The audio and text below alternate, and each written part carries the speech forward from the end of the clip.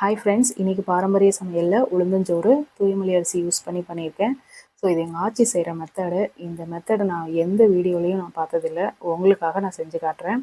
So இது வந்து ஒரு பாத்திரத்தில் தண்ணி ஊற்றி கொதிக்கிற வரைக்கும் மூடி வச்சுருங்க. ஸோ 3 உலக்கு அரிசிக்கு 1.5 உலக்கு தொளி உளுந்து.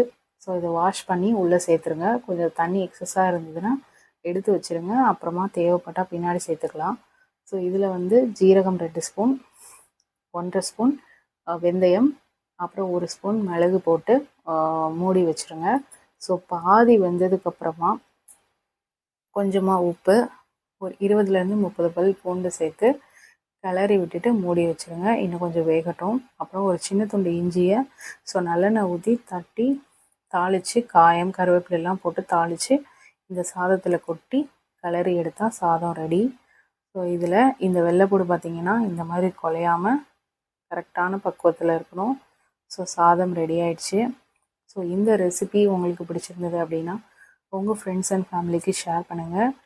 எங்களோட ப்ராடக்ட் வேணும் அப்படின்னா வாட்ஸ்அப்பில் ஆர்டர் பண்ணுங்கள். தேங்க்யூ.